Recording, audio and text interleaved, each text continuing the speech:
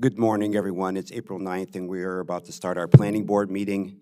But before I begin with our agenda items this morning, I want to respond to some comments made by the county executive at a Friendship Heights Town Hall meeting this week.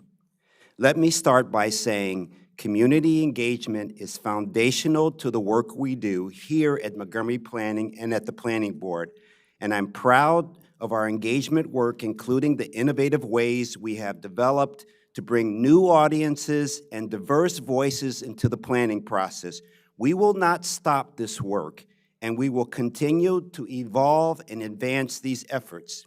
The county executive's rhetoric that evening about planning in the board, specifically around community engagement and feedback, has become too common, most of which is not supported by facts or reality.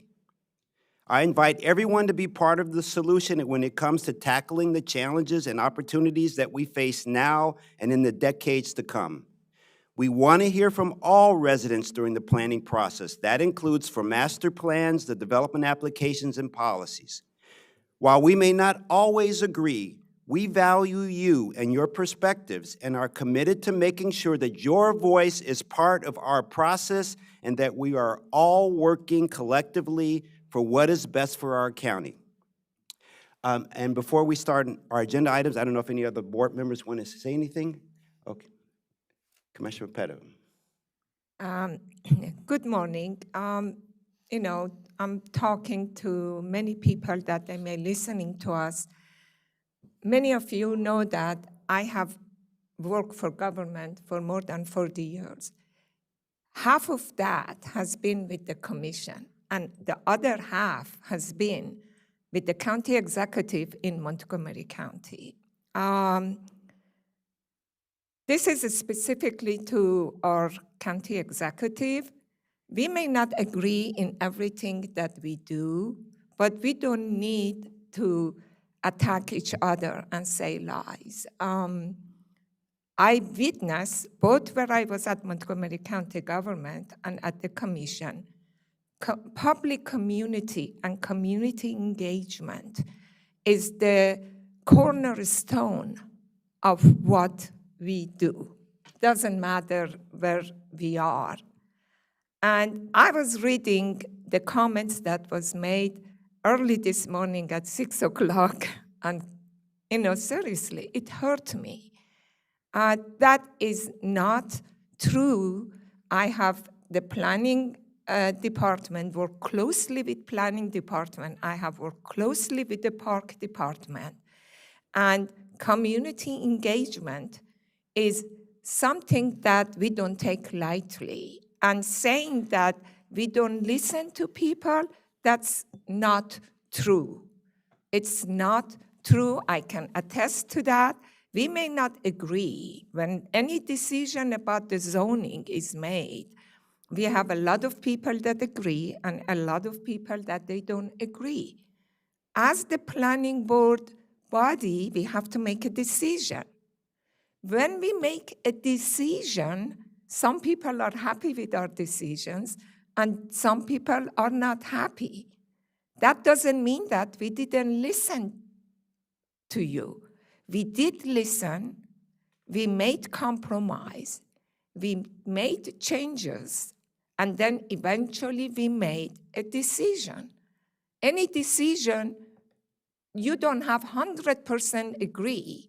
And those that they don't agree, they may think we haven't listened, some of them, but we did listen. This is a continuing battle, and county executive knows that.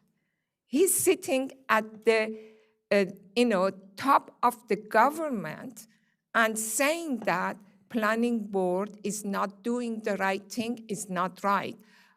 This has been continued for the past 3 years that I have been in the commission, and I'm requesting respectfully from our county executive to stop slashing and saying bad things about the commissioners, about our chairperson, about the planning staff, about the park staff, and in general about the commission as a whole. We are an independent agency and we are demanding respect. Thank you.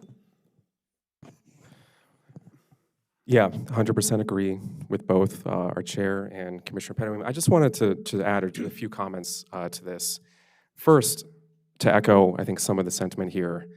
The comments from the county executive to the Friendship Heights community were wildly offensive to, in particular, to staff, in particular to the staff in this building who are extremely talented, hardworking, thoughtful, compassionate people, and from where I sit, are doing all this work for the right reasons. They're doing all this work because they believe in our communities, and they believe that our communities can be even better, and they believe in trying to solve hard challenges. Now, if the county executive wants to join us in trying to solve hard challenges, he's welcome to do so. He is welcome anytime to talk to us. He's welcome anytime to talk to our staff, because our staff want nothing more than to solve some of the hard challenges that our county faces. And by and large, I think we're sort of in agreement about what those challenges are. Mm-hmm. This county executive has never reached out to me personally. To my knowledge, he's never reached out to anyone other than the chair on this board.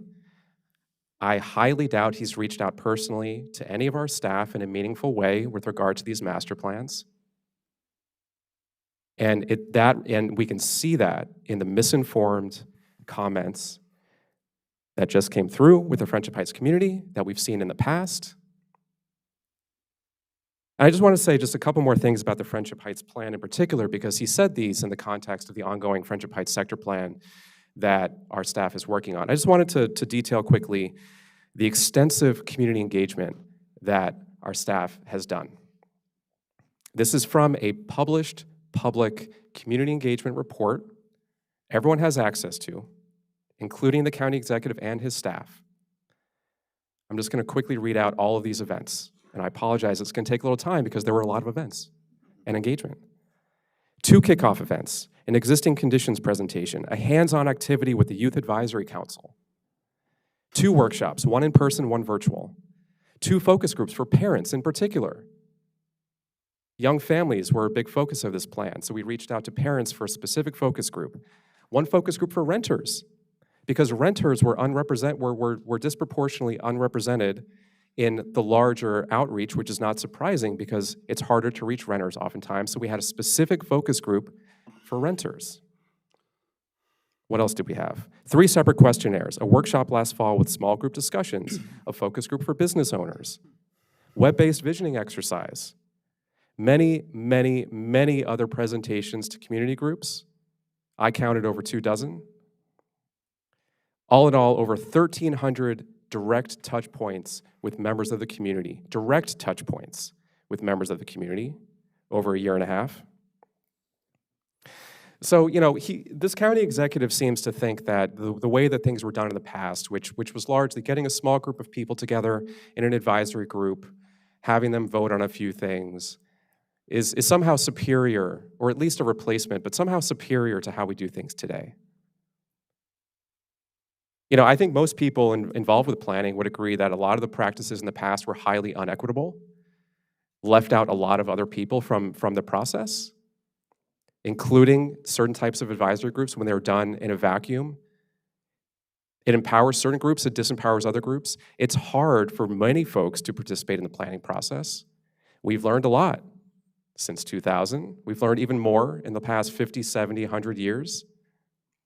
And this staff has one of the most high-quality, effective engagement programs. It's certainly in the region, I think nationally, the work that we do here is exemplary. And that's reflected in the preliminary recommendations of the Friendship Heights Plan, which largely reflect what staff has heard from the community. It's in the community engagement report. So it's clear to me this county executive either did not read the community engagement report or the preliminary recommendations, or he didn't understand them. And if he didn't understand them, that's okay. It's okay not to understand highly technical, jargony things that we as planners often do. That's why planning staff has started the Community Planning Academy, another incredible initiative that planning staff has started up to further our outreach, to further empower residents throughout the county. If you would like to participate in that Community Planning Academy so we can learn more about what we do, that would be fantastic. If his staff would like to do that, we welcome them with open arms. I somehow doubt that's going to happen. So, I agree with the rest of what Commissioner Pedoeem said, that it would be nice if we could talk to each other in civil ways. It would be nice if we could collaborate constructively. To assume that all of us are in this for the wrong reasons and to assume that we just make things up on the fly is not just offensive, it's completely detached from reality. Thank you. Please. Oh, the great thing about working with the smart people on the planning board is the fact that they've said everything I intended to say anyway. So I just want to associate myself with their remarks and say a couple of other things. The comments by the county executive were fear-mongering, not problem-solving. All right, Commissioner Pedoeem comes from working with the county government and the planning commission for decades. I come from more of the advocacy side in affordable housing. I've spent my entire career in affordable housing and working desperately hard across the county and at HUD and at the regional level, at the federal level. I've literally traveled from Alaska to Puerto Rico working on affordable housing before I came here to the commission. Some of the comments by the county executive indicating that we do not care or are not concerned with affordable housing are, to parrot my fellow commissioners here, not just inaccurate, but insulting. And it upsets me quite a bit, given the fact that I've spent my career doing it and currently run a public housing authority in which we house over 1,300 families in Rockville, part of Montgomery County, and port in over 400 from Montgomery County alone through our voucher program. I'm currently working on refinancing 121 units directly next to Montgomery College to offer opportunities for families to be able to go and get education and improve their lives and improve the housing that they have and offer housing for families. Over 400 people live in that apartment complex. We have another one with 236 units that we're working on right now to refinance. I've spent my entire career working on making housing more affordable for people. And we may disagree on the policy aspect about why and how to do that, and that's fine, as we've mentioned here several times. But to say that we're not concerned about it is insulting. It's insulting to me personally. As many of the other commissioners had mentioned, or the comments were also insulting to the work that the staff does, and that's not good leadership, and that needs to be pointed out. The only other things that I have to say there is that in addition to being fear-mongering rather than problem-solving, most of the comments were inaccurate, both about what we do generally and about the specific Friendship Heights plan. Commissioner Linden went over all of the community engagement that has been done.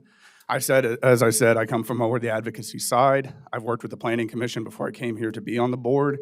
I've always found the engagement wonderful from the staff. I've always found them receptive to comments and receptive to questions and potential updates to master plans and to projects that they're doing.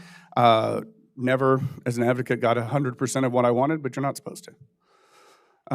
So it never happens that way. So the comments were disappointing, incredibly disappointing to both me personally, I think to the staff, the commission, and so the work of the board and everyone we have here. And I just want to make sure that that's pointed out. Thanks. Thank you. Any other comments or questions? I have a comment. I'm not aware of the county executive's comments, and so I would reserve comment. I've had the opportunity to meet the county executive twice, and during the confirmation process, and my experiences with the county executive were positive during the confirmation process, and my communications and contact with the county council have always been positive. So I would reserve comment, but I do respect the fact that County Executive Elrich is the county executive, and so I'd refrain from commenting, not having an opportunity to see his comments or contemplate making a comment about them. Thank you. Thank you to my fellow board members. And now we'll start the official part of our board meeting this morning. The first item is item 1A, adoption of resolutions. There are two this morning that Commissioner Pedoeem and I can't vote on, so the other three board members need to. The first one is 19101 Darnestown Road Administrative Subdivision Plan, and the second is 19101 Darnestown Road Forest Conservation Plan. Do I have a motion for approval of those two resolutions? Move to approve the Darnestown Road resolutions and the Forest Conservation Plan. Second. All in favor? Aye. And there was 3 ayes and 2 abstain, so the ayes get a win.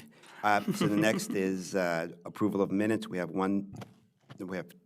3 this morning, February 12th, 26th, February 26th, 2026, March 5th, 2026, and there's a 4th one, March 19th, 2026. Do I have a motion for approval of these 4 minutes? Yeah, move to approve the 4 minutes. Second. All in favor? Aye. Ayes have it 5-0. The next, we have 3 regulatory extensions this morning. Woodlawn Estates Preliminary Plan Amendment and Forest Conservation Plan Extension Request number 3. The second is Bennett Road Properties Extension Request number 4 for preliminary plan and preliminary/final forest conservation plan. And the third is Mahon Village Preliminary Plan and Final Forest Conservation Plan Extension Request number 4. Do I have a motion for approval of these 3 extensions? Move to approve the regulatory extension requests. Second. All in favor? Aye. The ayes have it, 5-0. And next, we have our roundtable discussion. Mr. Chair, sorry to interrupt, but we had a corrected resolution, item 1C. I'm sorry, I missed that one. So we have, item 1C is a corrected resolution for Chaberton Solar Victoria LLC Forest Conservation Plan. Do I have a motion for approval? I have a question on that. I'm pretty sure I voted against that. And so I'll probably be abstaining here. also. Commissioner, it's up to you. At this point, this is essentially a ministerial act. If you would like to abstain, obviously that is your prerogative, but you can do as your heart desires. Thank you. Do I have a motion for approval of this corrected resolution? Yeah, I'll move to approve the corrected resolution for solar. Second. All in favor? Aye. Aye. Aye. I oppose. Oppose? Okay, I'll oppose 1, so it's 4-0-1. No, it's 4-1-0. 4-1-0 for the corrected resolution.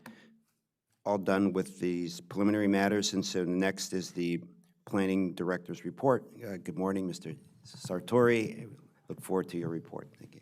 Good morning, and thank you for having me this morning. For the record, Jason Sartori, Planning Director. I did want to begin by, first of all, thanking the board for your comments this morning. On behalf of the entire planning department and the work that we do. As some of you have noted, I think, many, our staff, we do what we do because we love this work.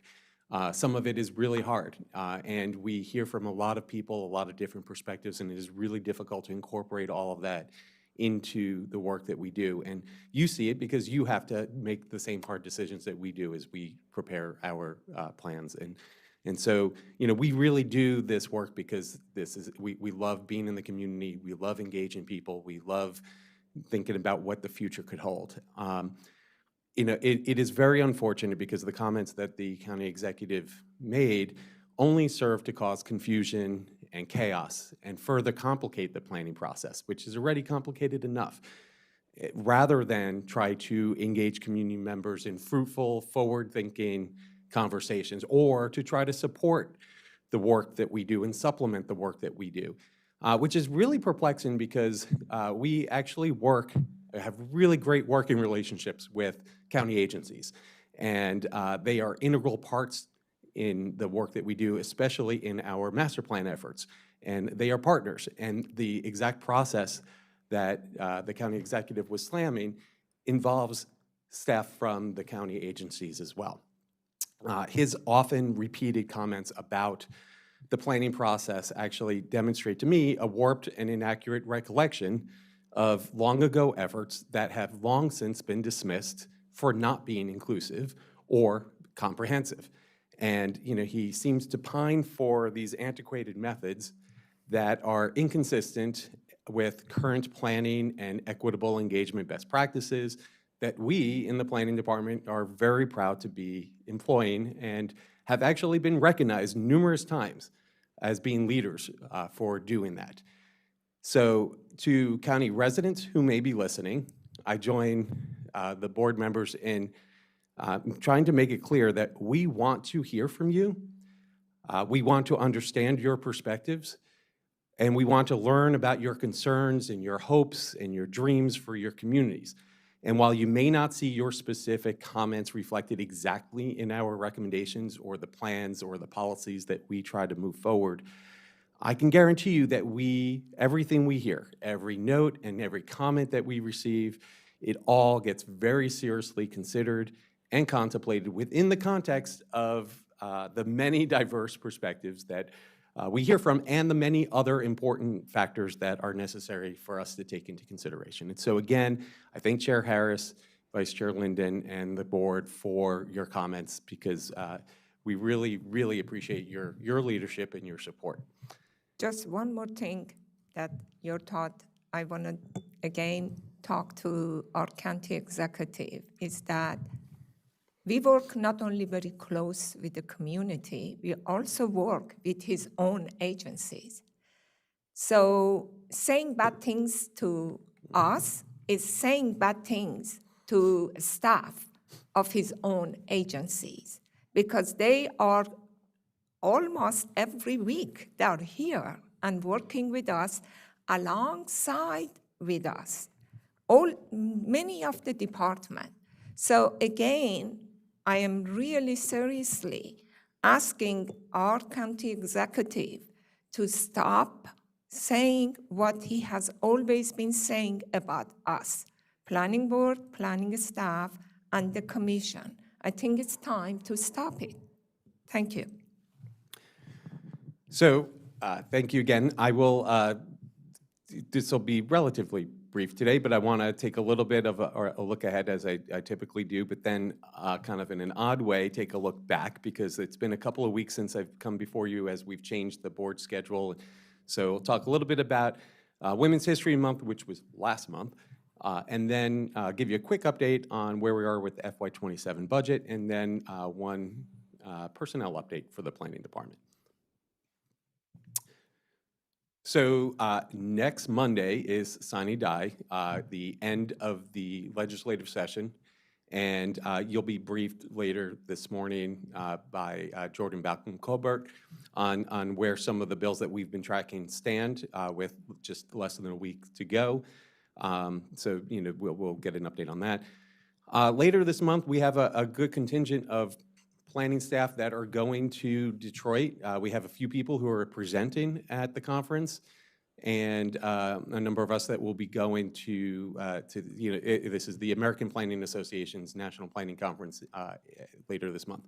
And so it's a great opportunity for us to learn from our colleagues from across the country and get to just even collaborate and find ways to have conversations and learn more about what other people are doing elsewhere. Then we have the Net Zero That Pencils Out Speaker Series event. I'll talk a little bit more about that in a second on April 30th. And then this seems really far ahead, and it is, but I just wanted to make you aware. There was another ZTA introduced that we've been collaboratively working with council on. You saw two ZTAs recently that were adopted that made modifications to the expedited approval plans for BioHealth Priority Campus and mixed income housing community plans. This is another ZTA that would make modifications to the expedited approval plans for Signature Business Headquarters, making that one that would be more accessible to more projects. And it's been introduced, but it was intentionally delayed because of the budget cycle and process. The public hearing for that will be at the end of July, so that'll be coming to you in the coming months. So as I mentioned, here's some additional information about our upcoming, very exciting speaker series event. As a reminder, this speaker series is hosted by the Planning Board in partnership with our planning and park staff. There will be 3 events focused on sustainability, and the first event is scheduled for Thursday, April 30th, and it will begin with a dessert reception at 5 o'clock, followed by a panel event hosted here in the auditorium. Now, this first event will be a dynamic panel moderated by Vice Chair Linden on how innovative design, smart financing, and integrated planning can make sustainable development achievable and cost-effective. Panelists will come from Red Brick LMD, Montgomery County Green Bank, and Perkins Eastman, and they'll share real-world examples about delivering high-performance, low-carbon projects while demonstrating how sustainability goals can align with financial feasibility, market realities, and long-term value. So the discussion will highlight the role of public-private partnership, public-private collaboration, creative financing mechanisms, and thoughtful design in accelerating Montgomery County's path toward net zero development. And this event, along with the two that we'll have later in the year, is free and open to the public. So I encourage everyone who's listening to encourage as many people as possible to attend. Looking forward to this one. Okay, so I wanted to share a little bit about how we celebrated Women's History Month during the month of March. It really was a great month of employee enrichment events, and I want to thank and give kudos to Robin Brittingham and her team, which included Bianca Bonilla, Vinchita Shahu, Deborah Almeida, Catherine Coelho, Sandra Lancaster, and Melissa Tompkins. And as per usual, this committee produced a thoughtful and inviting program of events for our staff. And one very special event included a special guest, Maryland Secretary of Planning, Rebecca Flora. So the Women's History Month Lunch and Learned last month at Brookside Gardens was an inspiring conversation with the Secretary. Her decades of leadership in sustainable development underscore the essential role of women's voices in shaping a resilient Maryland. She highlighted the state's new 8 Sustainable Growth Principles, which is a framework that is very similar and closely mirrors what we do here at Montgomery County. And she reminded us that every deliberation must consider the impact of our decisions on the next 7 generations. That was a quote from her. A message that really deeply resonated with our work. Secretary Flora emphasized the importance of elevating planning statewide, strengthening cross-jurisdictional collaboration, and ensuring gender diversity in environmental policy. Her career, from pioneering LEED certified projects to advancing climate action strategies, demonstrates how women continue to transform the planning field and mentor the next generation of leaders. We're really grateful to Secretary Flora for her partnership, and I also want to acknowledge and thank Christina Sorrento, who you see in these pictures, for guiding the discussion, and also Deputy Director Bridget Breuer for serving as MC for this energizing event. So thank you to them. I also wanted to share how we promoted our celebration of Women's History Month on social media, and give a kudos to our Communications and Engagement Division for spotlighting several of the department's women leaders across our different social media platforms. So you can see each graphic here features an inspiring message that reflects their impact, their leadership, and the value they bring to planning work in the county. By elevating their voices, the department honors both their individual contributions and the broader importance of women shaping the future of Montgomery County. So these particular graphics feature Bridget Breuer, Christina Sorrento, Carrie Sanders, Robin Brittingham, and Larissa Clevin, and they were posted to our social media pages on Facebook, X, Instagram, and LinkedIn. And as we recognize Women's History Month, I thought it would be important to honor the women who shaped Montgomery Planning and the Commission from its earliest days. So one of the most influential was Caroline Freeland, a true pioneer whose leadership helped define modern planning in our county. Her service as the first woman on the planning board and the first female chair of the commission set a powerful precedent, and her legacy continues to influence our work today. Freeland made history in 1963 as the first woman appointed to the Montgomery County Planning Board and the first female chair of MNC-PPC, serving in both roles until 1971. A trained planner and active Bethesda resident, she helped guide a transformative period in the county's growth. During her tenure, at least 15 master plans were adopted and public parkland more than doubled to 16,000 acres.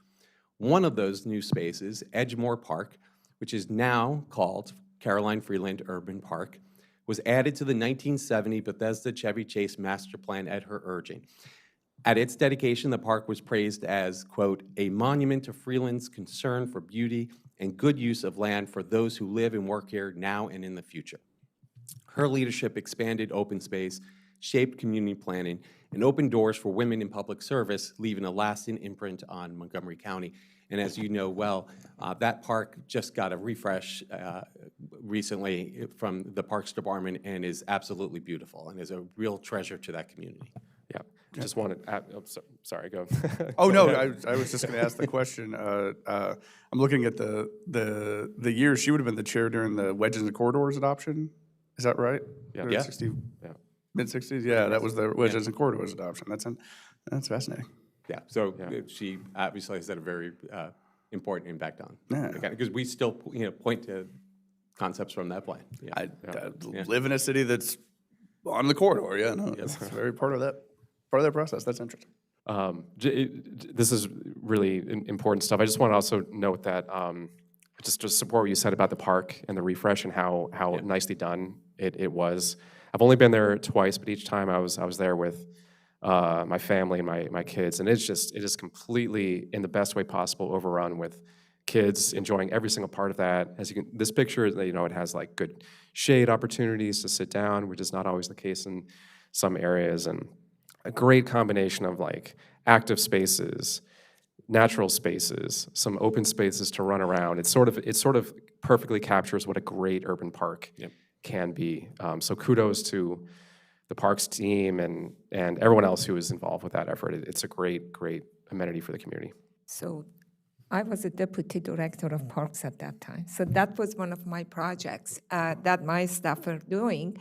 The interesting part is that I didn't know that I knew that it was Karen Freeland. I just didn't know that she was the first woman chairing the planning board. So this was really refreshing for me. Thank you. I was just smiling to that. I said, oh my God. I will tell you that we did a deep dive on, the commission and the department history, and you are the 19th woman to be on the planning board. So I'm not going to go through the full list, but I just wanted to acknowledge that. So I should treasure number 19. 19. Yeah, thank You should play That's that number in the really good. lotto. Yeah, in the country I come, when I was in elementary school, you have here like 100 is the top number.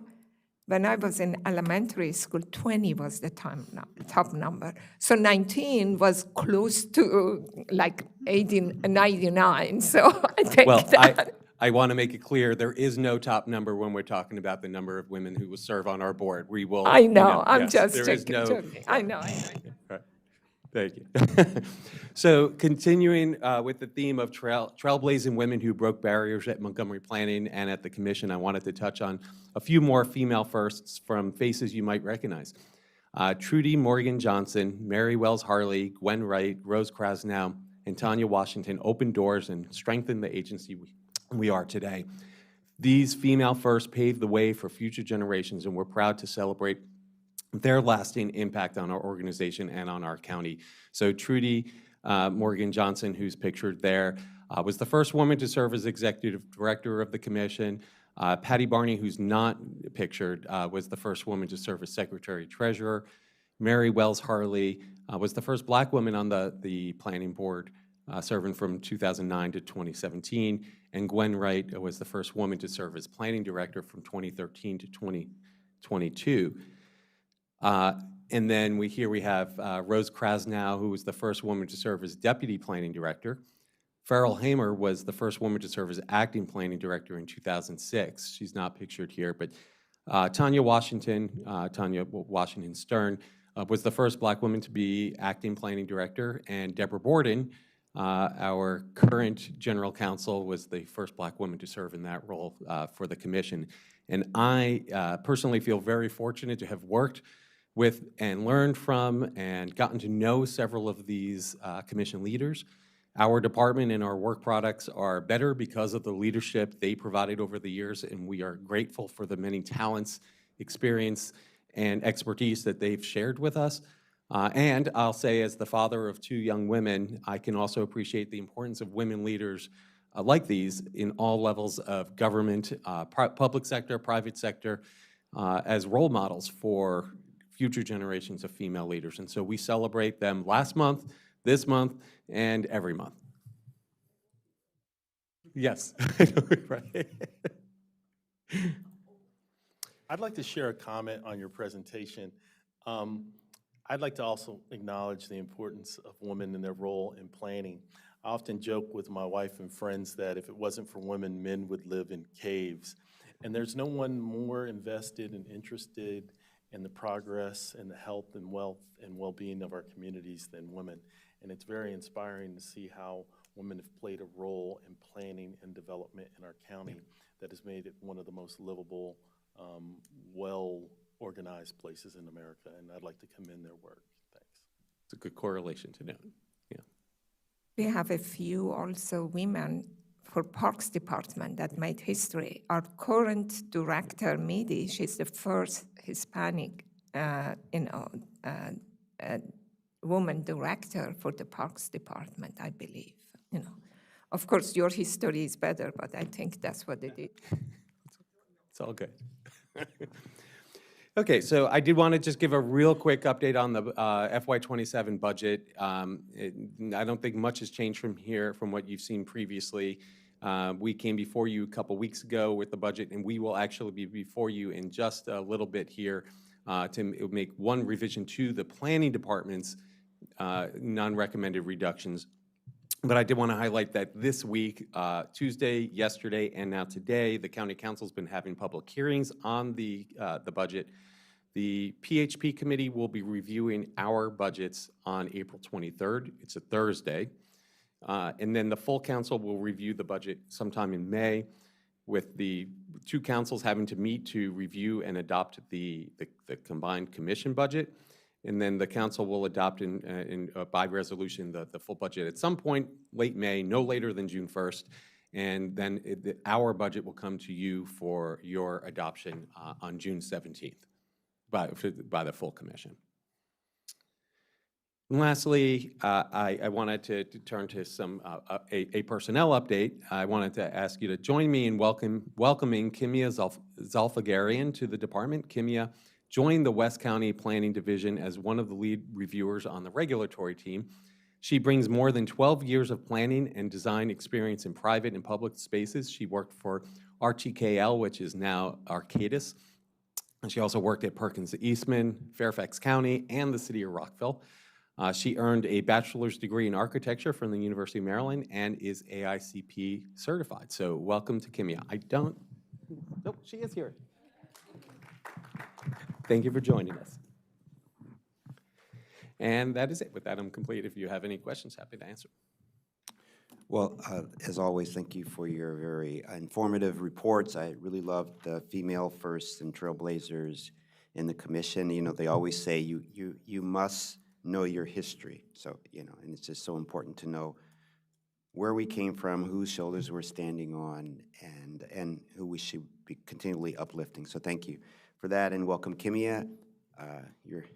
Thank you for joining this great commission. We look forward to how your work can help move us forward. And as you talked about, we're in the midst of the budget season, and it's going to be a tough budget season, but we're starting the meeting with many of the council members discussing our budgets and looking forward to going to the PHP on April 23rd. So any other comments or questions from my fellow board members? Hearing or seeing none, we're going to take a 2-minute break and then start with item number 7, the Planning Department budget follow-up. Thank you.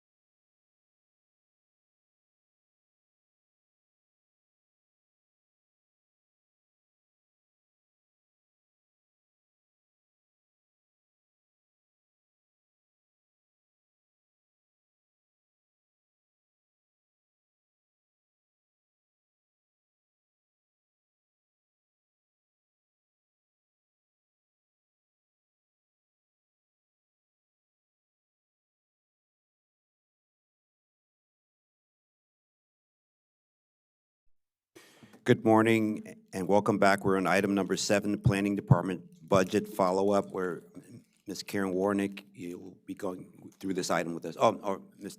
Director Sartori has been going through this item. Yes, I'll take the lead on this, and this shouldn't take too long, but again, for the record, Jason Sartori, Planning Director. So as you know, a couple weeks ago, we did present with the other parts of the commission our budget. We talked about the county executive's budget and the reductions that we needed to identify in order to be able to meet the county executive's budget. And just as a reminder, the amount that we needed to find was $1.1 million in reductions. So this, what you're seeing here, is the budget as we requested it officially on January 15th. Overall, it was a $2.3 million increase, about 8.5%. Now, the evening before we presented to you, first thing in the morning, we had received some questions from council staff that we didn't get to until after we had our session with you. Those questions got us thinking a little bit differently about what we had come forward to you with, and so we wanted to come back with some modifications to reflect the appropriate responses to those questions, as well as consistency with parks. And so you'll see here what we are asking now to be our reductions, and I'm going to pull up the next column here so you can see the overall effect. So this column here is the changes that we're making to our request, and this is what the new request essentially would be with those non-recommended reductions. Again, that you'll see the reduction here is $1.1 million, right? So what we've changed from what we showed you a couple weeks ago is this first, this $65,000 reduction to the base budget. This was a major no commitment for an upgrade to our cybersecurity systems. It was a shared expense with Parks. Parks had offered it up as a reduction, and so it didn't make sense for us to also include the $65,000 that we wouldn't be able to use without the other side too. So we're offering that up as a reduction there, but what that meant was it freed up some other things that we could put that $65,000 elsewhere. So if you'll recall from a couple weeks ago, we had made a slight reduction to master plan support. We're no longer making that reduction. So we're asking the council to keep the increase in master plan support full at the $200,000. And the other thing that we did was we did put the remaining amount that we got from that $65,000 change into the climate resilience functional plan as seed funding, is how we're kind of, what we're calling that. It would just be something to help us get that effort started, even if we wouldn't have the climate initiatives planners who would be leading that. We have a team of people who could at least start laying the groundwork for that. So when you start looking at our tiered restorations, I'll make a general comment about this afterwards, kind of in line with what the chair mentioned earlier. This doesn't change. These are still the first tier, are these first 3 positions. We're asking for that to be our first priority in restoration. Second tier, there was a slight modification to this also. We added the engagement specialist to the second tier. Just on further reflection, I mean, the importance of this role, we want to be able to express that to the council. That is the person who would be taking over management and daily administration of the Community Planning Academy, which, you know, for the time that we've had this running, has been led by the equivalent of 2 division chiefs in Khalid Afzal and Chris Pfeiffer, and our deputy director. So we'd like to be able to hand that off to someone at a more appropriate level to be managing. And then lastly is the flat-out reductions. Again, that's $65,000, and this other position, and the other funding for these one-time initiatives. Now, just to generally say, as Chair Harris mentioned, we've begun our conversations with council members. It is going to be a very, very, very bad budget year. We think rather than even being able to have a conversation about restoration of these things, it's going to probably be more of a conversation around additional cuts. And so we will continue to do everything we can to make sure that we're able to move forward with the work program that we have today and the responsibilities that we have day in and day out, while also finding opportunities here or there to pursue some of these new initiatives where we can. But I just wanted to come back with this update to you. I have a question. I know I missed your presentation that time, but I think I have caught up. Diversifying the economy, assessing the future need for industrial land. I sort of have a heartburn that this is not in any of your tiers. Other things were more important than this. Is there any way that that's, I don't know, if board agrees, I don't know, but I think that that's important. Anything for our economy has to have a priority, you know. I know that it's going to be tough. In my opinion, it's either even more important because we do have some programs for climate resilient function plan. I know that Commissioner Linden probably doesn't like what I'm saying, but I personally prefer to see the seed money go to economy. If you don't have economy, you know, it's going to be hard to be protecting even the climate resilience. I think it's important to have the economy. That's something I put on the table. Either way, I'm fine, but I think that for me personally has a more priority. So, you know, not to be put too negative of a spin on all of this, where we are with this, but I suspect that we're probably not going to get anything from our restoration list. However, there is something that gets communicated when you put something in a restoration as opposed to a reduction. So it does talk about then the priority of it and the importance of it. And so that's why we felt it was important to move that position that would be the Community Planning Academy, you know, up. We could do something similar with diversifying the economy. It could be a portion of that we move to Tier 2. But the other thing, and I'll turn to Bridget to see if she has anything to add to this, I believe that we have some capacity within our research and strategics projects team and existing budget and funding that we get to do certain research tasks to be able to get started on that as well. So it wouldn't be that it wouldn't be something we would pursue. It just may be something we pursue slower, but without this funding. And we would ask that it would still be added to our work program even if we don't get this funding. That's I'm exactly fine right. with that. Oh, excuse me, sorry, Bridget Boyer for the record. Commissioner Pedoin, thanks for calling that out. It is a priority for us and our research and strategic projects team. There is some capacity for them to start the work and to make sure it's not forgotten because it is so important. So thank you for calling it out. Yeah. Oh, I just wanted to comment a little bit too. I tend to agree. We've got an economic issue. I think there's argument to be made that we have more housing, you have more people, they spend more money, and you got an issue, and you get an economy. But for that, we also, like for some, there's been an uptick in overall research on industrial land and the reuse of that land and the reuse of brownfields and other types of plots nationwide that I think we can lean on as well. I used to work in the brownfields program at HUD on the redevelopment with brownfields, that it's moved a little bit from the old super industrial, very polluted, almost Superfund sites to sort of the what you need to do to cap and cover, less polluted. And I think that's most of what we end up with in Montgomery County.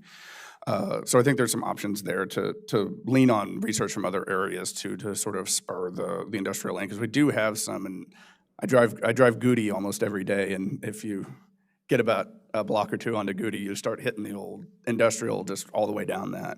And there's been redevelopment along those lines that I think is good and better for the county. And I think there's some ways to do that. And then in climate resilience, we do have some implementation option there to really be able to sort of address these things. So I think either way, I think it's good. I think you're probably right on the reductions in the tiers this year.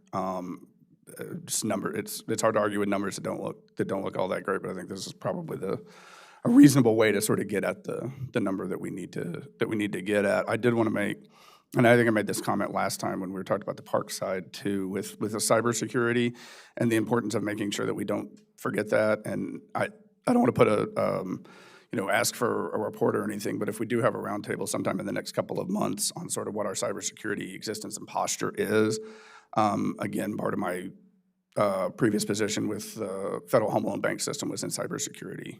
And it's all money that doesn't seem to do much on a balance sheet until you get hit with a ransomware attack. And so there's something to be said for sort of knowing what our posture is there and what our potential exposure is on cybersecurity. It's low risk but high hit when the risk happens. So it's just something to keep in mind. I understand why we're putting it on the reduction, and I support it. It's just something to make sure we're keeping an eye on. One more thing, I totally support and I hope you get it, the $200,000 for master plan support. That is the basis of the work that we do, and it's extremely important. So I'm hoping that we can get that. Okay, so a couple of comments here. I appreciate your comment about the economic development, the industrial land. It's important, and we will make sure that, as Ms. Broyer said, that they believe there's opportunity to start some of that work.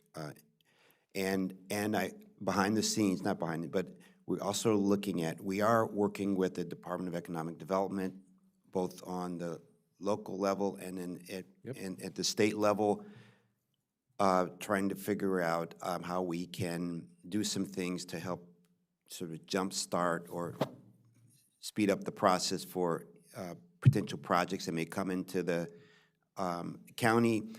Also in the local and the county's Department of Economic Development, they are getting themselves together, they're getting their team together. You have a new director, and you have some other board members they're putting together, and they're really pushing for that, and we're meeting with them, and so that you should know that we're pushing, they're pushing, so that is a high priority. And also Commissioner Hedrick, we'll get Parks also talk about cybersecurity, but I thought we agreed last time that they are, with this position that they did have hired recently, that they were able to make sure, take care of this in the shorter term and focus on it and then hopefully when we get more funding down the road, we can beef that up. But they are on it I believe that that's right. Yeah.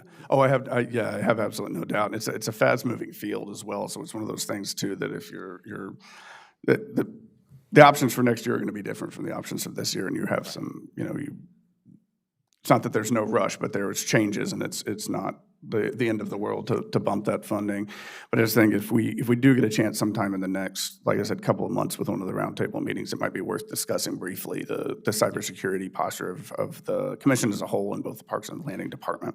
I think that would be a good discussion topic, and because it really is so much more than IT. It's a communications piece too, and what we've seen recently is a number of applicants who are getting letters not just by email, but in the mail from me, telling them that they owe us a certain amount of money.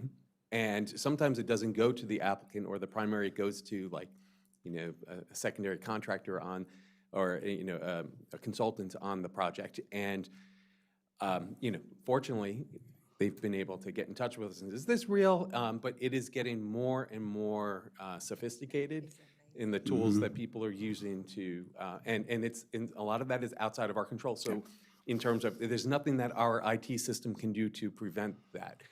So what we can do is, from a communications perspective, making sure that the people who we work with know this is how you'll receive communication from us if you owe something, or you won't, or this is, just, there's a lot to it. And I think it would be a great discussion. 100%. Very good, and we'll make sure that is an item going forward, okay?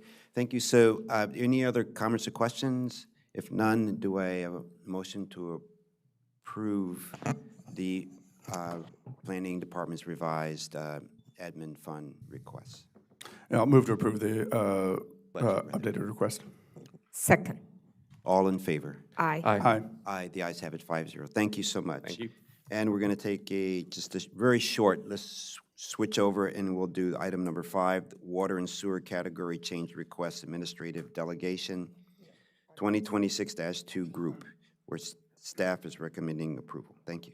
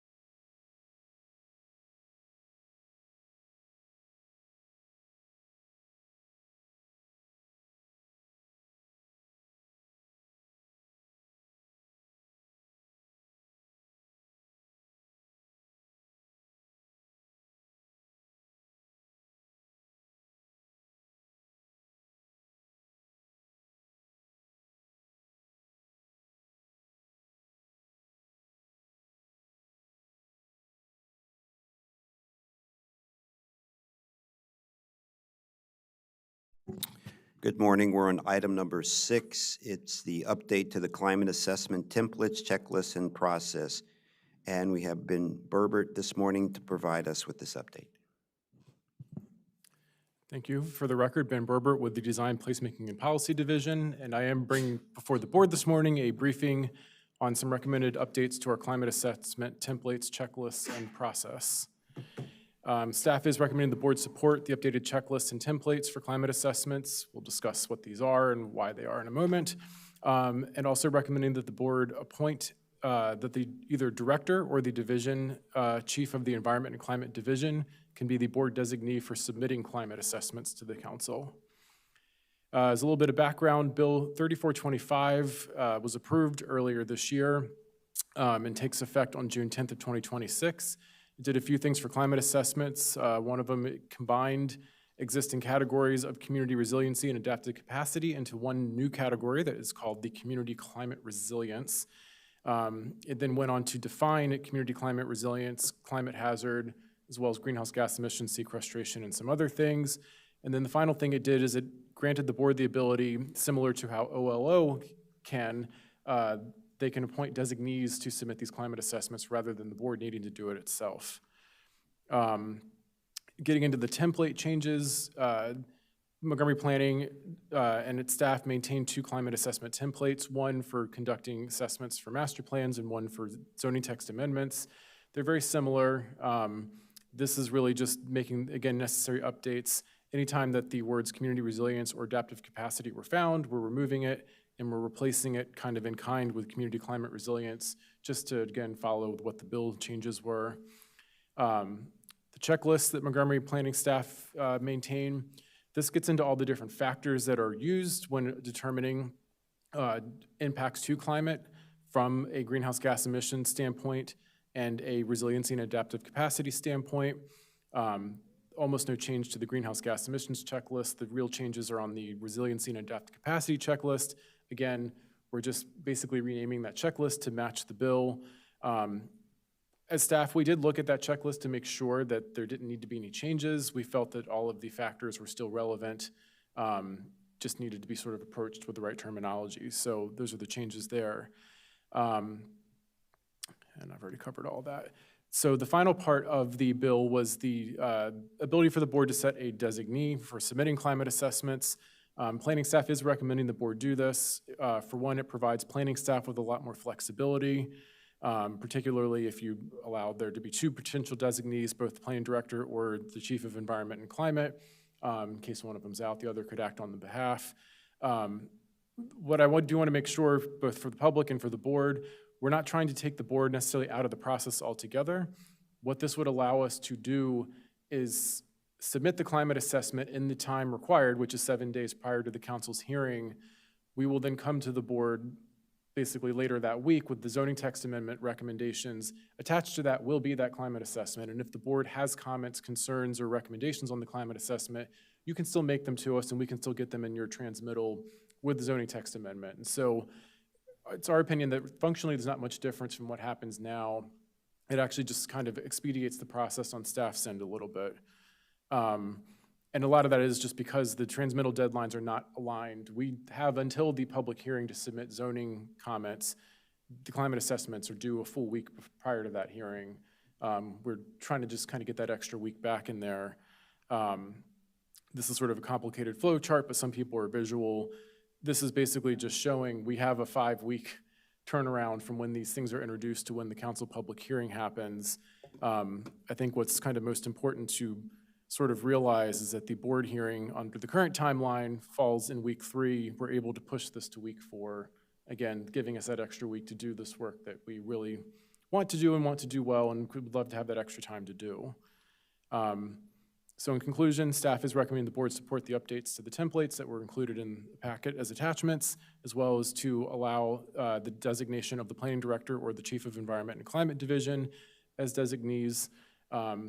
With the board's approval, what we will do is we'll actually get a policy document typed up and circulated for the signature of legal counsel, the chair, and the director, basically just stating that that's what we're going to be doing going forward if you support it. Okay, thank you for your presentation. Yeah, I'm supportive of the change in the checklist, and as you said, as long as the board eventually sees the climate assessment and can comment on it before it goes to the council or for their public hearing, then I'm fine with that. If you So that I'll leave that there. But if you really, is 5 weeks just too? Is that just too tight for? I mean, maybe just to change the whole piece to get more time. If you really need more time. So the 5 weeks it's in the code that basically you have 5 to 10 weeks. I think it's listed as 35 to 60 days from introduction of a zoning text amendment to when the council has to have its public hearing. And we have to act before that so that we can get our comments on the record for them. Most of the items that come in, they are shooting for that 35 days to keep the process moving so that it doesn't turn into a longer process. We've talked with council staff, and that's their prerogative when they set those hearings, and I don't think it would be very useful for us to recommend extending that through that portion of code. I don't think there would be an appetite to do it, and so I don't know if it benefits us to recommend it. I think the only other change that we thought could potentially have been made is to just align the deadline so that the climate assessments due at the same time the ZTA comments are. I think there was concern there, however, that during the adoption in 2022 of the climate assessment legislation, a lot of the environmental advocacy groups wanted that climate assessment before the hearing so that they would have time to see it and provide their comments at the public hearing on the climate assessment. So this was sort of the best way that we felt we could meet both worlds, is if staff through its designee could actually meet the requirement of submitting the assessment, we can move it back, not having to have it posted a week before and then the board hearing and the circulating transmittal, all that sort of eating up necessary time. we could just go straight to having staff submit this assessment to council, and then we just bring it back to you the following week with our zoning text amendment comments, which we can get transmitted in a more timely manner. Yeah, so the folks that need to see the climate assessment, the public, whatever, yeah, it's good to get to them earlier. I'm fine with this. I just, maybe after more, like, in the next year or two, after if there've been a lot of these, just, we use it as a data point to say, hey, we need more time, right? I'm okay with this now, but we're just starting to do the climate assessments, and this past year or so, there've been lots of ZTAs, and if there's significantly, if it still stays that way, and we feel we need more time, we should raise our hands and ask for more time. But but maybe after more data points. So that would be my recommendation. Okay, but go with I'm comfortable with today, but let's monitor it and see if we need to change. Okay? I'm curious if we know whether there are, so with ZTA specifically, is there a county agency or office or team that also does a climate-related or environmental review for ZTA specifically, or is it simply comes from us? So we do them for ZTA's. Office of Legislative Oversight does climate assessments for bills. Okay, got it. So without our assessment, the public doesn't have anything else that they can read related to the ZTAs. Okay. I think I agree with the chair. That sounds fine for ZTAs. But just to clarify, are we suggesting this designee will apply for master plans as well, or just the ZTAs? So I think the beauty of a designee is it, in theory, could, but we don't have to. And I would imagine for master plans, we probably wouldn't, because the board's already transmitting the master plan. And honestly, if there is a ZTA and a climate assessment that has more consequence, such as like the data center one we took recently, as staff, we may still choose to bring it before the board before sending it because of its importance. Yeah, that was what I was going to suggest, that that sounds good as long as for the ZTAs or whatever, that it's going to be done at the staff level. If there are serious consequences, or, I don't know, serious is hard to say, or if there are a lot of controversy, I think it is important that it comes to the planning board. The simple ones, most of the ZTAs are simple ones, and you guys can decide about that. Yeah. Yeah. So yeah, I think that my preference would be that for master plans, we don't use the designee kind of the process that we're describing for ZTAs. I think for ZTAs it makes sense given the tight time frame. But obviously, like with ZTAs, obviously at your discretion, as we were just talking about. I think that all sounds good. Yeah, I would just say that I think what we would like to see us move in the direction of, you've seen the master plan process play out where you've approved it, and then we come back a few weeks later with the climate assessment. And part of that is because we need to see what the final recommendation from the board is to complete that. However, and I think the code actually is the same. We're required to transmit that climate assessment on those master plans within 7 days of their public hearing of that, which, we transmit it and they have to keep that public. They post it. It has to be publicly available for 30 days. So it gives us that time. But our preference, and I'm looking over to Christina Sorrento too, I think she would agree with me, is that we want those to be kind of transmitted at the same time. We want your assessment of the master plans to include it, to be informed by a climate assessment that is conducted in tandem with the master plan. And as you make modifications, we'll be working, we just want it to be more of a collaborative, ongoing, again, kind of occurring at the same time process, and be informed all the way through by the climate assessment, not just after the fact. So, yeah. So should we then codify that the master plans, they will come to the board? Or So I could, if the board chooses, make sure that policy document that will circulate for signature states that the designee only applies to zoning text amendments at this time. right, unless we give you the, yeah.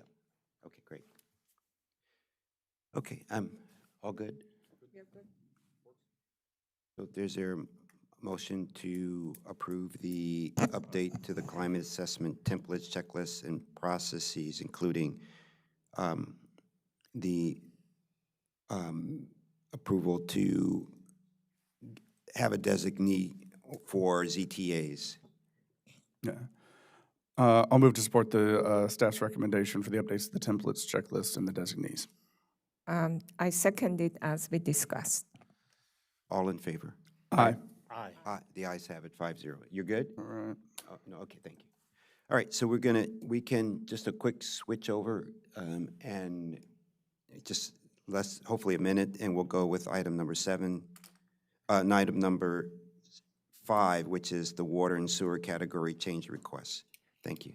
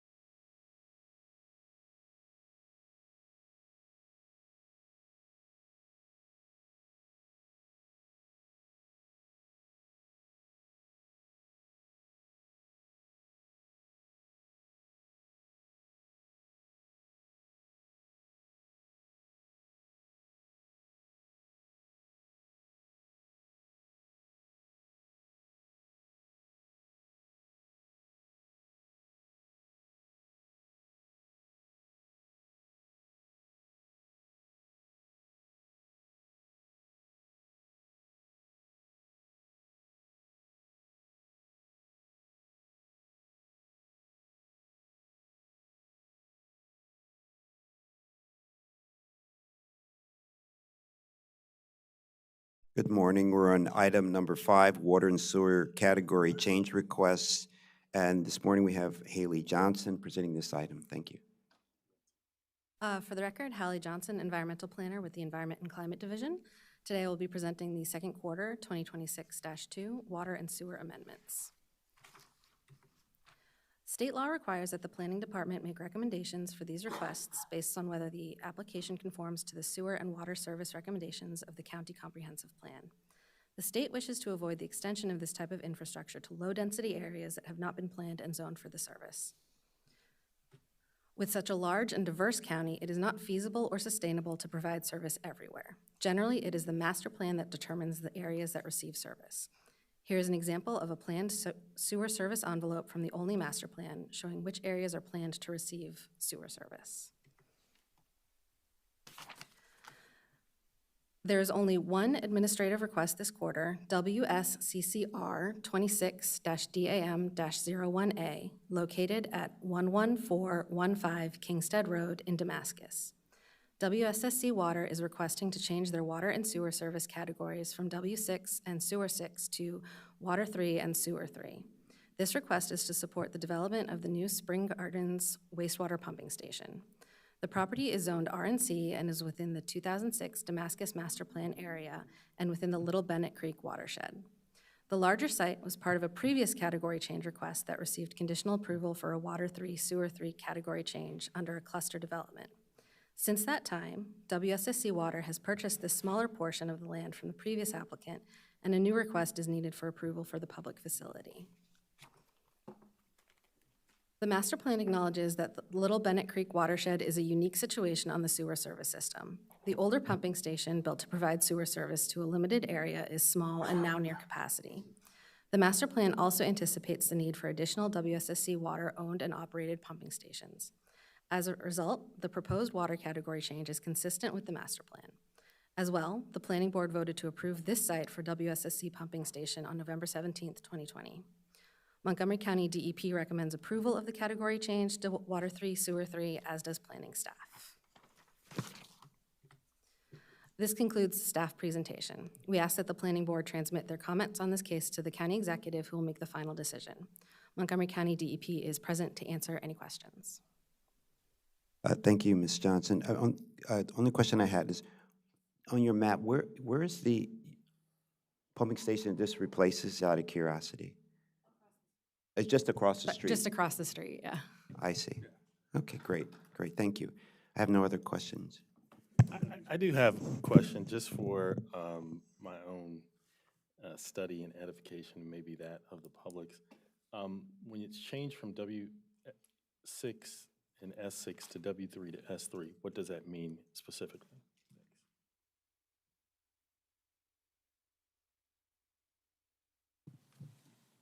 This is Tim Williamson, Planning Specialist 3 with DEP.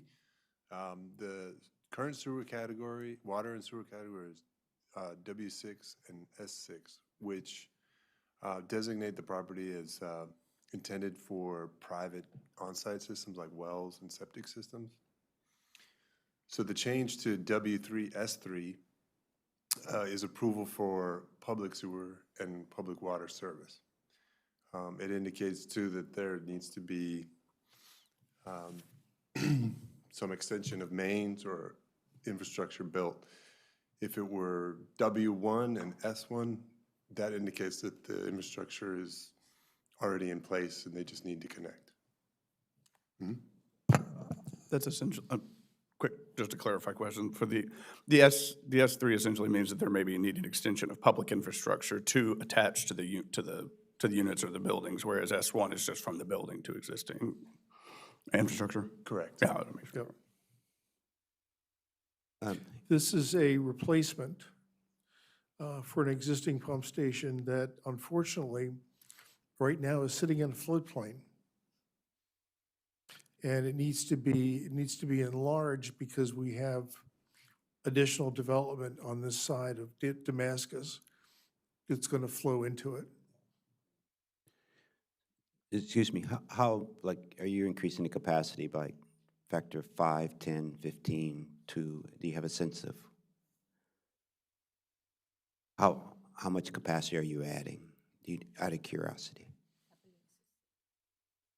Which capacity is WSSC?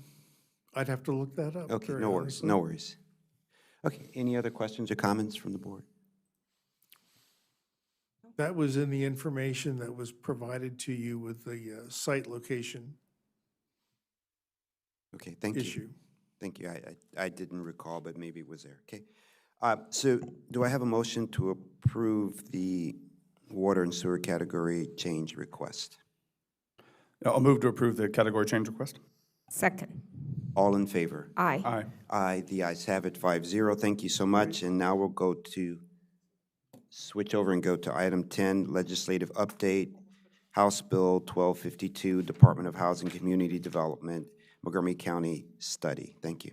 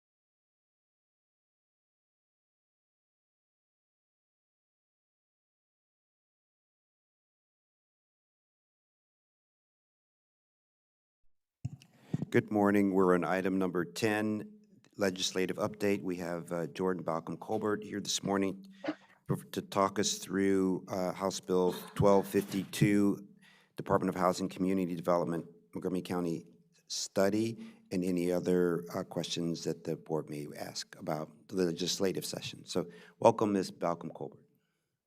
Good morning, planning board members. Again, Jordan Balcom Colbert, Senior Government Affairs Analyst in the Office of General Counsel. For the record, we're about 4 days away from sine die, which is the last day of legislative session.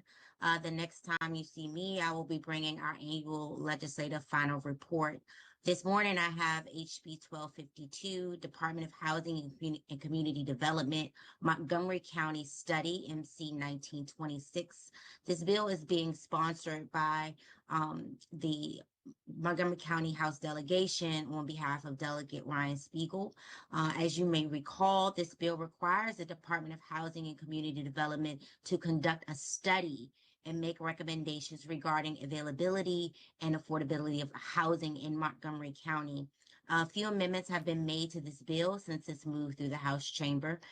The department shall submit to the Maryland National Capital Park and Planning Commission, the Montgomery County Planning Department, the Montgomery County Executive, and Montgomery County Council interim findings and recommendations on or before February 1st, 2027 and February 1st, 2028. These are new dates to give a little bit more time for the requirement deadline, as well as the requirement report in its findings and recommendations for the final report under this section is now due February 1st, 2029.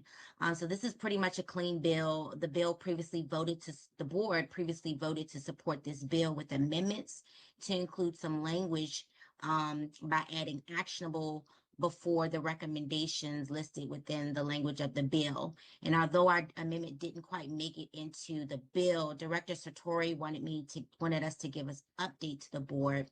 The bill was successfully voted recently out of the Senate Education, Energy, and Environment Committee as favorable. It's now on third reader on the Senate floor and is slated to pass in the Senate as well and make its way to the governor's desk. Please let me know if you have any questions for me or Director Sartori. I have a question. How is this different than the things that you are doing? Yes, so we've talked with, this actually came about as a result of us giving a presentation to the delegation on some of the housing work that we've done. And we received a question at the time whether we would be amenable to having assistance in doing further research. And so given the limits that we have in terms of staffing and funding, we said we would welcome others also working with us to go further. And so this is kind of, we don't see it as a duplication of what we've already done. It's a, how much deeper can we go to try to understand, how we can move forward with housing production and more affordable housing in the county. And it's all stuff that will feed directly into some of the housing work that we're doing. So you need their data, their information to complement the work that you are doing. That's basically, you didn't have those, you couldn't pull those information from the resources that you had, or was not good enough? Well, it's in part, some of it will be, it's not, I don't think it's so much the data that we don't have, there's also some validation that comes from having a state agency come to some of the same conclusions or to, investigate things a little bit further or from a different perspective. And so, yeah. Okay. And I will say that the changes that you see here, one of the, that Part 2D2 allows those who are identified, which is, again, the Planning Department, the Planning Commission, the County Executive, and the County Council, the opportunity to review these draft reports and then issue a statement that would, I guess, then be included, a written response to those findings. As a result of that being added, and we're fine with that, being given that opportunity, that's why those dates were pushed off, for two reasons. One, to be able to give them a little bit more time for those reports to be generated, to be given to the parties, to be able to respond, to make comments, and then for that to be included in the final reports. but also to ensure that those reports are being reviewed by one county executive administration.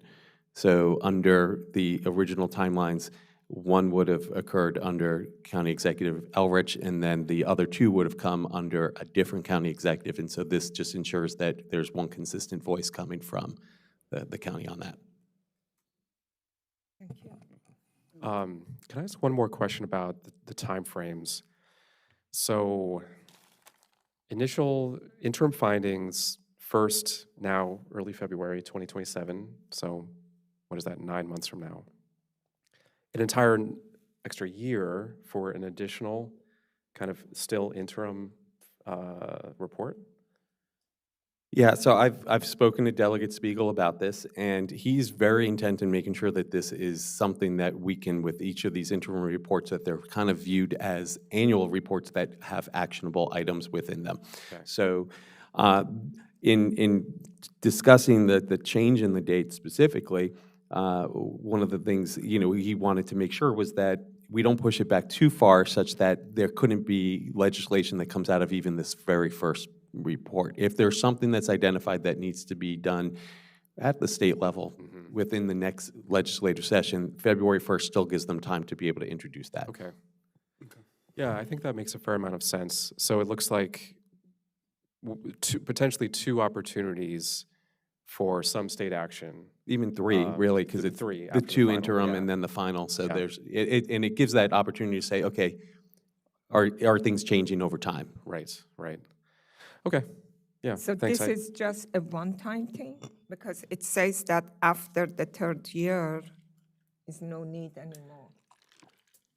Let's hope we're going gangbusters then with housing, right? I will say.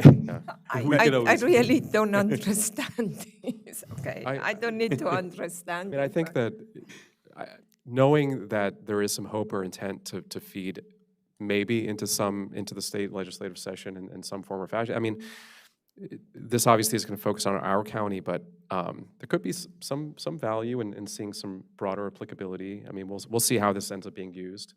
But it does seem like knowing that it's not exactly annual monitoring, but annual updates and refinement, I think, that is a useful part of this process. Yeah. Well, I'm Oh, sorry. go ahead. No, please. so go ahead, Artie. No, please, go ahead. Jordan, would you mind bumping it back up to page 1? I was trying to remember what the one above, identified development prospects. Yeah, that was the makeup. This is not specific, and I'm not suggesting we try to pressure or anything, but they're going to be doing this study. I think it's important when we have the discussions with them and we're communicating with them that, kind of to Commissioner Pedoweem's point, issues about zoning and things like that have kind of been done to death. Like we know the makeup of available housing pretty well. We know zoning issues fairly well from like many cities that are and locations that are fairly comparable. I think it's an opportunity to also encourage a little bit more focus on some of the other issues that haven't gotten as much attention, particularly in my opinion, housing finance for particularly small scale apartments and multifamily. We talked about attainable housing. We have some stuff that we can share on the attainable. It's the necessary but not sufficient conditions. To go back to my academic days, like without the zoning, you can't do anything, but with the zoning, that doesn't mean anything happens. And so I think that particularly with finance and the structure of finance, we used to have a financial system, and we still do have remnants of it that treated 1 to 4 unit buildings the same, and they still do to a certain extent. And I think that it's worth sort of digging into a finance and where there is available financial structures with either builders, potentially homeowners, something in the quad or less range is probably within the realm of someone to do on a piece of property they own, something like that. Introducing credit unions, introducing things like, organizations like that, community banks that have an option of financing that, because without the financing structure, you can't build anything. And what we have currently is a single-family financing structure and mortgage structure and a very large-scale mortgage structure, and that middle is not nearly as well developed as it was once. The other, of course, and I think this is more in Commissioner Linden's area as well, but we've talked about it a little bit when we talked about single-stair and building codes and the issue of things with like, fire safety and stuff like that, that is very important, but we've taken not only a belt and suspenders approach, but a belt, suspenders, staples, tie, like we've just to have layered on and on and on and on safety concerns in which we have the development of technology and building techniques that allow for segregation of fires within buildings and slowing down and access and egress and things like that. And I think it's worth encouraging the state, when they're looking at this, to not only focus on zoning and makeup and availability and things like that. We all know, we've known that, we've kind of done that, but to really dig into some of the future prospects that we're going to have issues with, I think, hopefully in the future on financing and building codes. I think it's worth sort of encouraging some research along those lines. Great. Maybe that's a discussion with the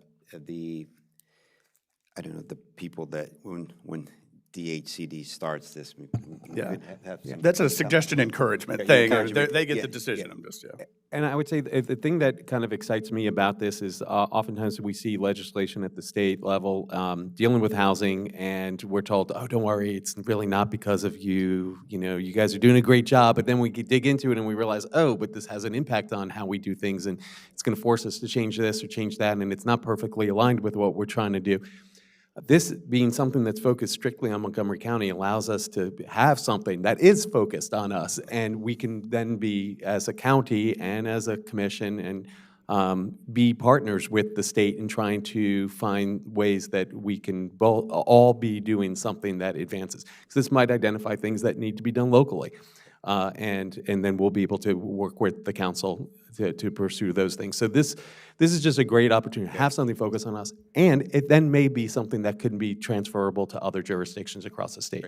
No, I'm very supportive of this, and also when they do start this, Director Sartori, maybe it's, even though it's focused only on Montgomery County, but if they can have some similar data set of in neighboring jurisdictions, so that when we talk about Montgomery County, how they compare, so we may go, just say something happens in our county by increase of 10% or decrease of 10%. Well, are the other jurisdictions showing, or even an increase of 10%, but the other jurisdictions are increasing by 50%? It's, someone could point out, well, you're increasing, but relative to your peers, you may not be. So but that's something we could talk with them later. But this is all great, and I'm very supportive. And do we need to vote on this? It's moving forward, but anyway. But you could, when you talk to Delegate Spiegel, you could say we enthusiastically hope that it moves forward. Anything else for us, Ms. Balcom-Colbert? No, that's it. This bill is slated to pass. It's the clean bill. I don't see any concerns. It's on third reader today, as of today, and it'll probably pass either today or tomorrow in terms of the Senate, and then make its way to the governor's office. I don't have any other updates to give you unless there are questions from the board. Any other questions, Board member? And I'd like to end this piece here by saying thank you for all your work during this past legislative session.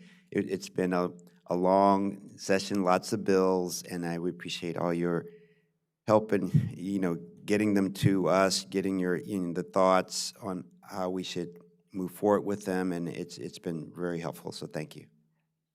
Thank you. I appreciate that. We'll see you all next time. Okay, thank you. All right, so we're going to just take a 1-minute break and start with our next item number 8, which is resolution of adoption of the Clarksburg Gateway Sector Plan. Thank you.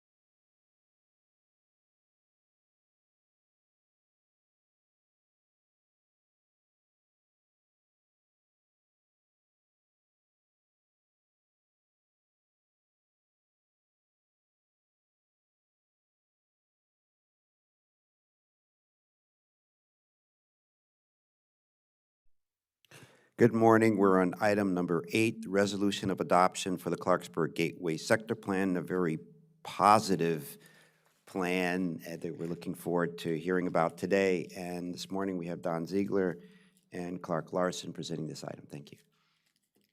Good morning, Chair Harris, Commissioners.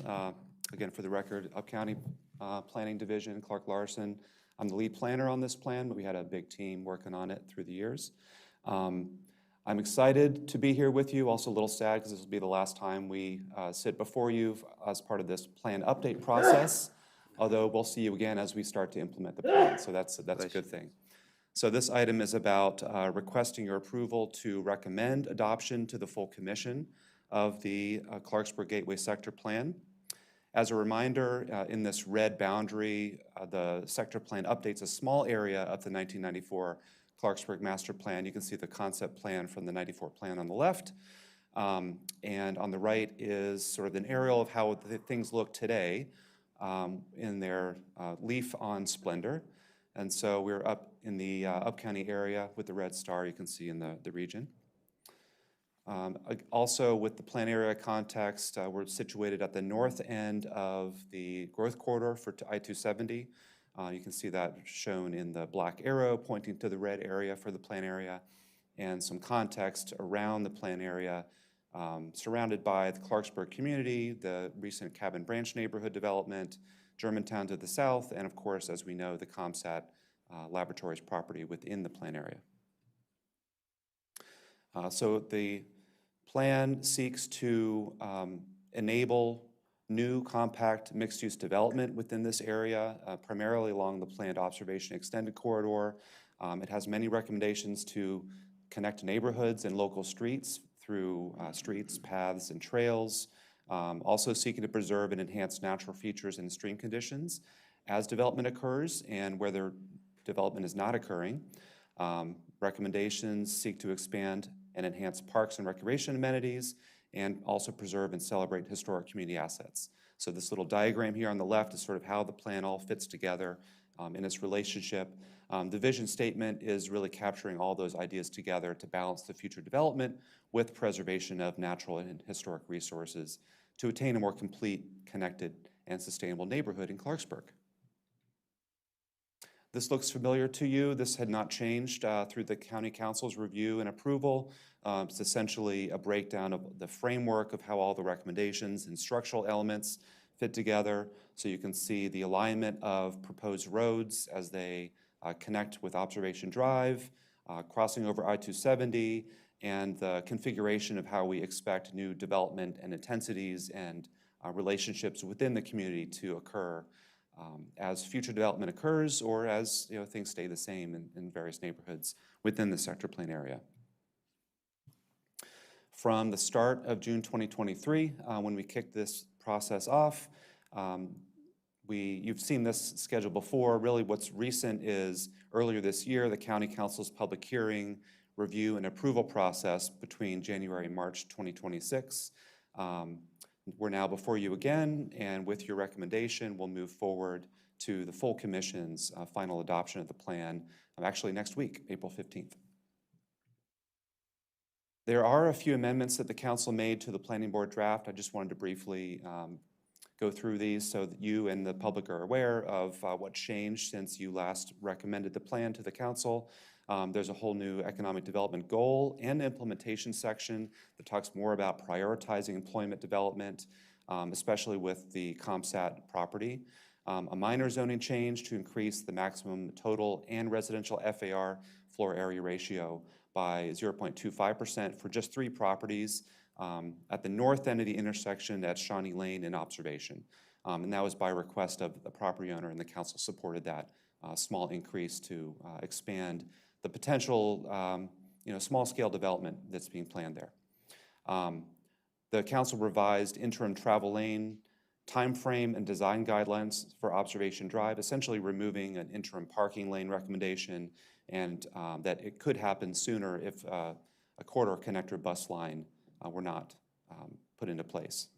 The council added the potential for the planning board to apply residential setbacks along I-270 for any approved exceptions to a recommended 50-foot tree buffer. So that is to say that you could recommend that a development set residential uses back further if there's no tree buffer. Some of the exceptions are more visibility for employment centers, offices. Typically, you're going to have that 50-foot recommendation, but if that is accepted, that the plan also supports you increasing residential setbacks. So that'll be at your discretion when we get there. The council revised the green cover calculations to be based on tract area, so that slightly increases the maximum area that is counted towards that 35%, but also excludes green area to be counted within environmental buffers and any land dedicated to I-270. They added an overall goal of 8 acres for new parkland that comprises the Constellation Parks. You might remember some of that discussion. Initially, there was a recommendation for an 8-acre park, 8 to 10 acre, that was changed to a Constellation, a series of parks, but the council still wanted to have that overall goal of we should try to attain 8 acres among either one or many parks comprising that Constellation Park network. The council also recommended a possible location for the community recreation center in the plan area to identify a school reservation site on West Old Baltimore Road, which is reserved for a potential Linthicum East Elementary School. The school district has not expressed a desire in the short term for that location for a school. The council just wanted to have, I think, a place to consider for a community recreation center, although that still is open to within the plan area or surrounding as it's deemed available and necessary. Also, the council sought to prioritize a major institutional or commercial tenant to be located on the former ComSat Laboratories property, specifying that it should be integrated with mixed-use development of housing, retail, amenities, and parks as practicable. So that just really further strengthened the interest and support for that sort of development on ComSat rather than any solely residential or smaller scale development. So it's a master plan guidance for future development there. So that's really a summary of the main amendments to the planning board draft. And with that, I'll leave you with our staff recommendation to approve the resolution of adoption, to recommend adoption of the County Council's amended and approved Clarksburg Gateway Sector Plan by the full commission next week. Thank you so much. This was, I'm really excited and proud of this master plan, as I am of all the ones we do. One of the things that council had mentioned when they approved this is that they were really happy with the board and staff for this, they said, working out all the key issues, most of the key issues before they came to the council. So I applaud both you and the board for,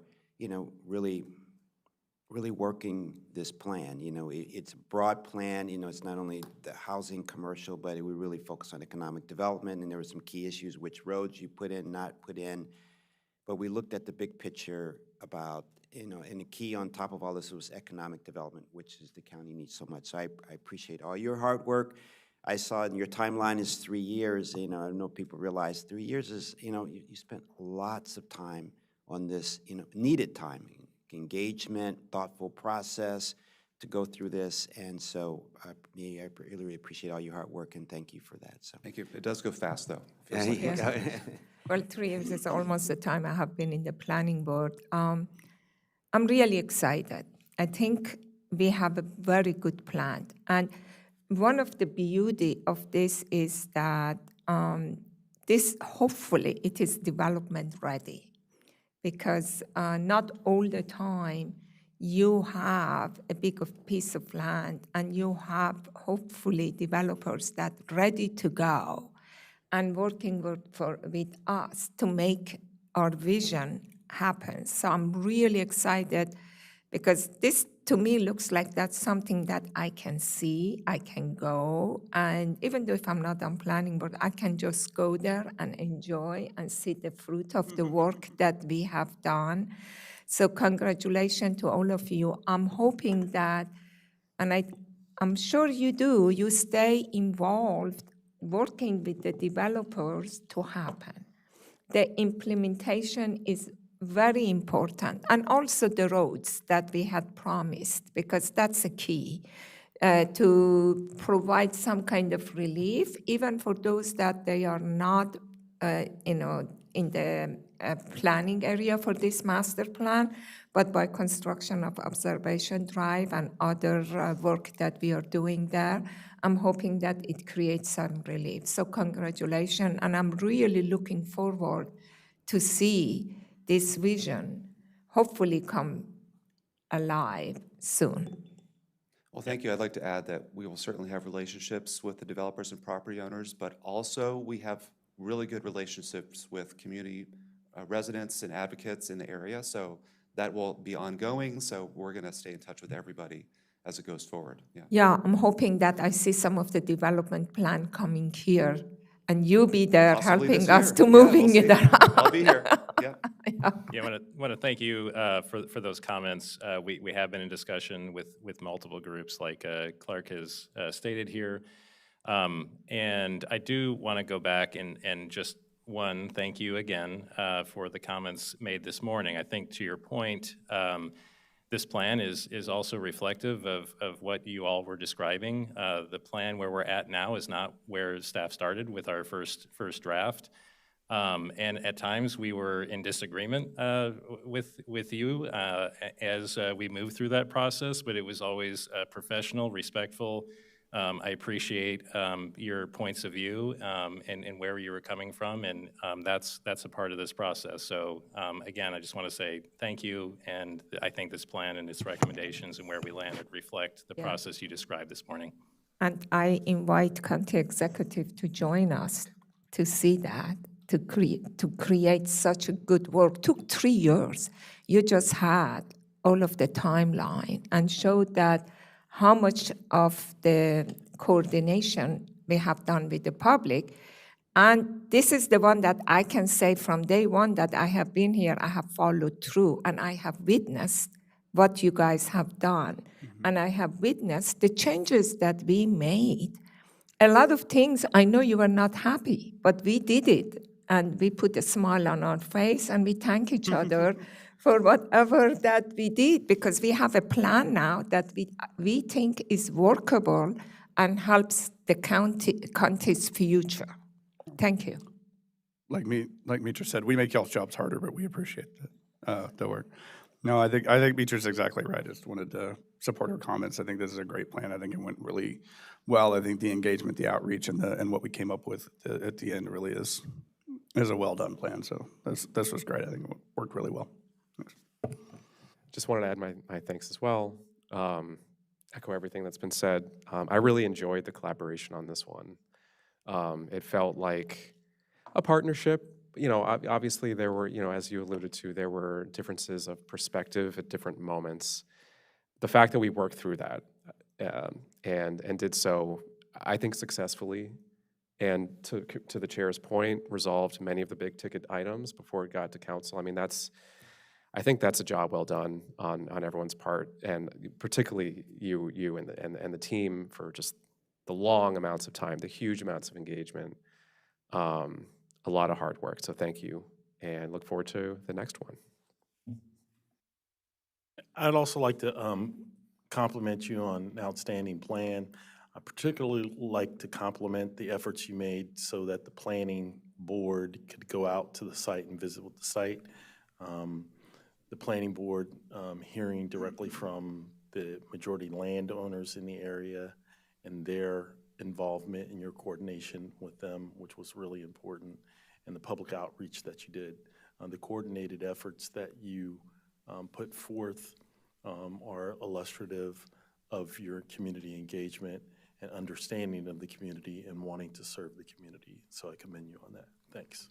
I'm sorry, I'm not at one more thing. This project, I remember it was how many comments, specific comments, every single comments. It was 300, 400, I don't remember.